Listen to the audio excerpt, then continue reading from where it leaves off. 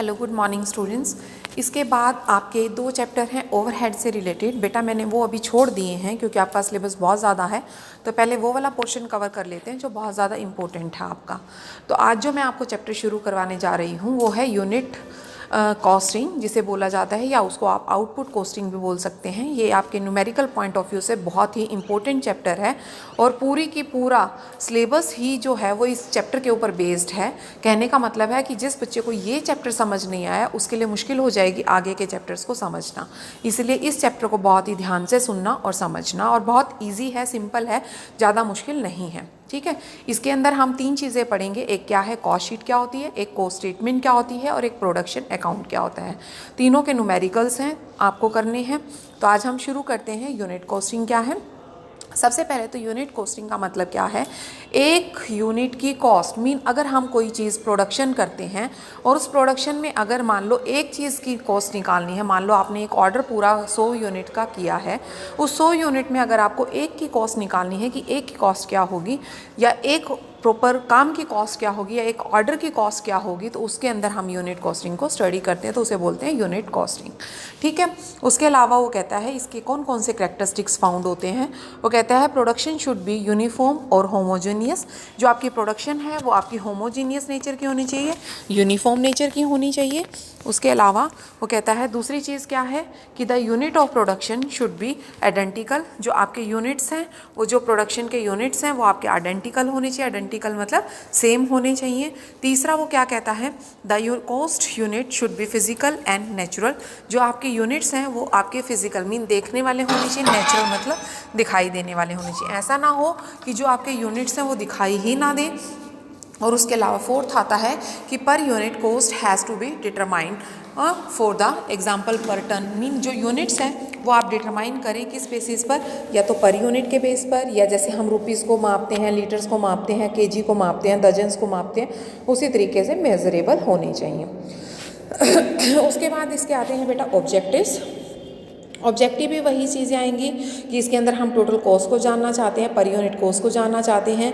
इसके अंदर हम कोई भी कैटेगरी है उस कैटेगरी वाइज स्टडी करते हैं कि प्राइम कॉस्ट कितनी हुई, प्राइम मीन्स डायरेक्ट कॉस्ट कितनी हुई है आपकी। उसके अलावा आपकी वर्क कॉस्ट कितनी है, या फैक्ट्री कॉस्ट कितनी है, या आपकी ऑफिस कॉस्ट कितनी है, उसको अगर आपने स्टडी करना है तो उस कॉस्ट को आप इसके अंदर स्टडी करते हैं। तीसरा वो कहता है determine the effects of each elements of the cost on the total cost. जितने भी आपके एलिमेंट्स हैं टोटल कॉस्ट के बेस पे उसको स्टडी करना। कंपेयर द कॉस्ट ड्यूरिंग 2 और मोर पीरियड्स। ठीक है, 2 या 2 से मतलब ज़्यादा पीरियड्स का अगर आप देखना चाहते हैं कि एक जनवरी महीने में कितनी हुई कॉस्ट, कितनी आई, फरवरी में कितनी आई, और कंपैरिजन करना चाहते हैं जनवरी और फरवरी का, तो आप इस कॉस्ट के थ्रू आप कंपैरिजन भी कर सकते हैं।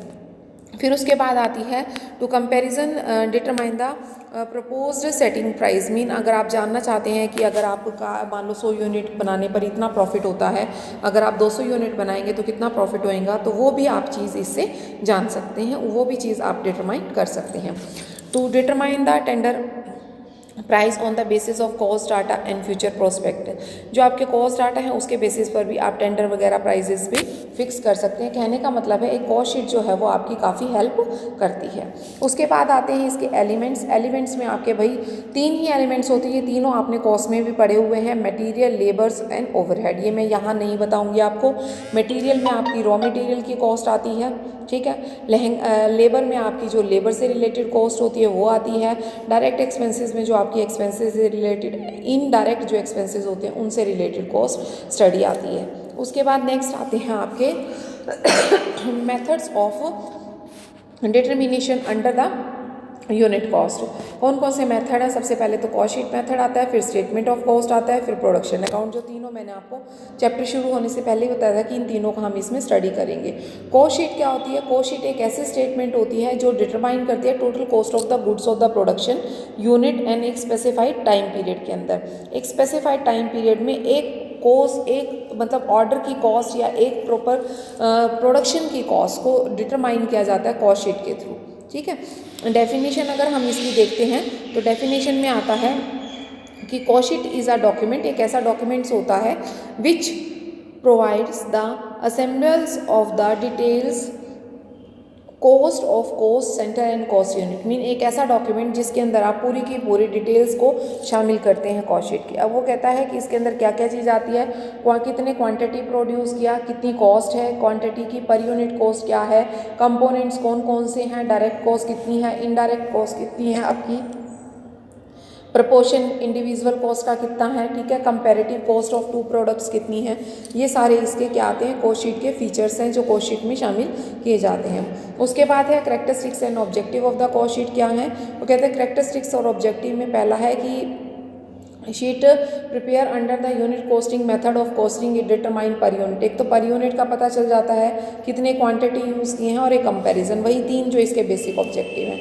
एडवांटेजेस में भी यही कि सेलिंग प्राइस फिक्स हो जाता है, इससे आपको ये पता चल जाती है कितनी कॉस्ट आएगी प्रोडक्ट की, आप उसके बेसिस पे कर लेते हैं, आपका सेलिंग प्राइस फिक्स हो जाता है। एक्सपेंसेस का पता चल जाता है कितने डायरेक्ट हैं कितने इनडायरेक्ट हैं, या आपको मिनिमम कम से कम खर्चे करने के लिए करती है, कंट्रोल करती है आपकी कॉस्ट को। उसके अलावा जो कंपैरिजन है वो भी स्टडी हो जाता है कि अगर ये चीज़ ऐसे बनाई जाए तो कितनी कॉस्ट आएगी, ये चीज़ अगर ऐसे बनाई जाए तो कितनी कॉस्ट आएगी। बेनिफिट्स भी हो जाते हैं कॉमन मैन के कि जो कॉस्ट रिड्यूस होती है तो दूसरे लोगों को भी फ़ायदा होता है, चीज़ें सस्ती मिलनी स्टार्ट हो जाती हैं, तो वो बेनिफिट्स भी इसके अंदर शामिल हो जाते हैं। अब आता है कॉस्ट अकाउंट्स और कॉस्ट शीट में क्या डिफरेंस है। बहुत सिंपल सा है। डबल एंट्री सिस्टम कहाँ यूज़ होता है, सिर्फ कॉस्ट अकाउंट में यूज़ होता है, कॉस्ट शीट में कोई डबल एंट्री सिस्टम नहीं होता, सिंगल एंट्री से काम चलता है, ठीक है। इसमें सिर्फ हम खर्चों की बात करते हैं, इनकम की बात नहीं करते, ठीक है।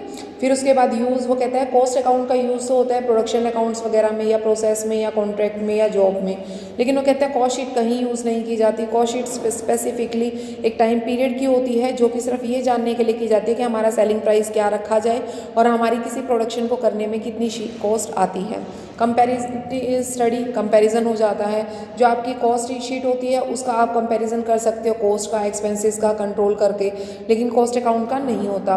पर यूनिट कॉस्ट शीट में आप पर यूनिट कॉस्ट भी निकाल लेते हैं, लेकिन आप कॉस्ट अकाउंट में ऐसा नहीं होता, ठीक है। रिकंसिलेशन, वो कहता है the cost account is useful for reconciliation of the profit, लेकिन जो कॉस्ट शीट होती है वो ऐसा कुछ भी नहीं करती है। उसके बाद नेक्स्ट आता है टाइप ऑफ कॉस्ट शीट। चार तरह की कॉस्ट शीट होती हैं। एक होती है आपकी सिंपल कॉस्ट शीट, दूसरी होती है cost sheet with the profit, तीसरी होती है cost sheet with the statement of profit और चौथी होती है कंपैरिजन। ये सिर्फ आपको देखने हैं कि क्या क्या है। बेसिकली मेरा पर्पस इस चैप्टर को शुरू कराने का है कि जो थ्योरी जो आगे दी हुई है वो आप थोड़ी एक बार पढ़ लें मोटी मोटी, ठीक है। अब देखिए कॉस्ट शीट सिंपल अगर देखते हैं, सिंपल में बहुत सिंपल सी है। उसमें सिर्फ आपके क्या होते हैं, जो कॉलम बनाए जाते हैं, एक तो बनता है पर्टिकुलर का, एक टोटल कॉस्ट का और एक कॉस्ट पर यूनिट का, ठीक है। आपको यूनिट्स दे देंगे, टोटल कॉस्ट आ जाएगी, डिवाइड करके आप कितने यूनिट्स हैं उससे पर यूनिट कॉस्ट निकाल लेंगे।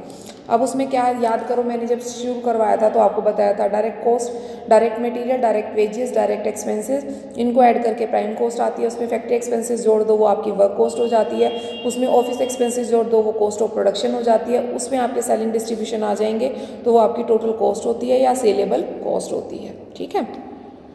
फिर इस टोटल कॉस्ट में आपने क्या करना है, प्रॉफिट को ऐड करना है, वो आपका क्या बन जाएगा, सेल प्राइस बन जाएगा। क्लियर है। इसी तरीके से वो कहता है अगर एक स्पेसिमेन अकाउंटिंग स्टैंडर्ड अगर देखें एज पर द स्टैंडर्ड में आपको इसको कंपैरिजन करना है तो उसके अकॉर्डिंग ए में डायरेक्ट मटेरियल, बी में डायरेक्ट लेबर, सी में एक्सपेंसेस, फिर 1 2 3 को जोड़ दो, ये हो गया ये production, administrative, research expenses, cost of production आ गई, सेलिंग कॉस्ट जोड़ दो, डिस्ट्रीब्यूशन कॉस्ट जोड़ दो, ये आपकी कॉस्ट शीट। ये है एज पर द स्टैंडर्ड, ठीक है। Account cost sheet accounting to standard ये इस तरह से बनेगी। अगर कॉस्ट शीट वैसे देखनी है आपने सिंपल तो वो ये बन जाएगी। क्लियर है। उसके बाद नेक्स्ट आपकी आती है cost sheet with profit. Profit वाले में जो मैंने ऐड करके बताई, अब देखो इसमें सारी चीज़ें दी हैं।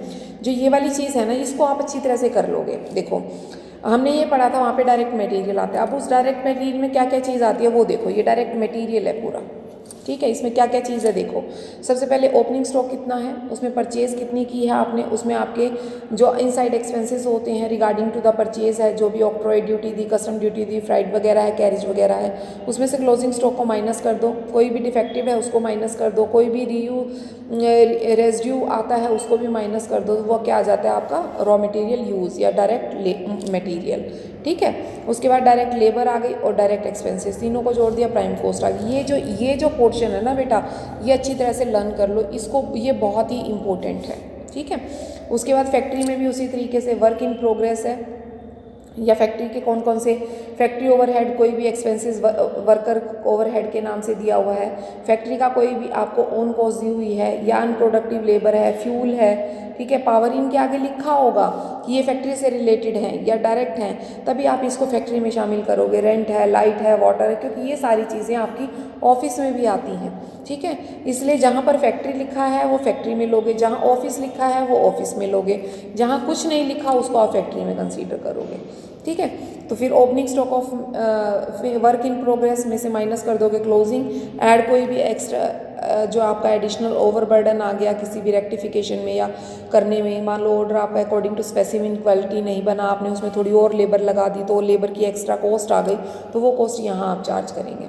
उसके बाद जो भी आपकी सेल ऑफ स्क्रैप वगैरह होगी, क्योंकि यहाँ तक वर्क इन प्रोग्रेस तक आपका पता चल जाएगा, तो उसमें से स्क्रैप को आप माइनस कर दो, क्योंकि स्क्रैप फिर आगे यहाँ पर ऑफिस खर्चों में और जो आपकी सेलिंग डिस्ट्रीब्यूशन में उसमें यूज़ नहीं होती है, ठीक है।